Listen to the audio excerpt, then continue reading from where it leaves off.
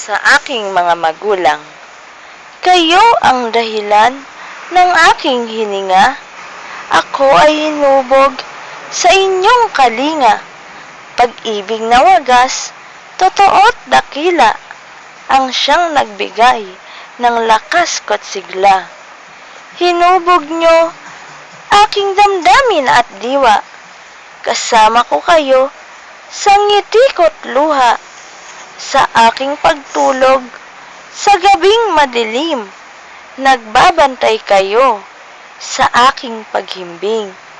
Hindi hahayaang lamok ay kagatin, pati na ang init, pilit papawiin.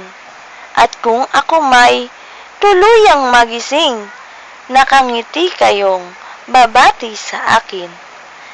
Di naging madali ang sakripisyo nyo, simula nang ako'y maging isang tao.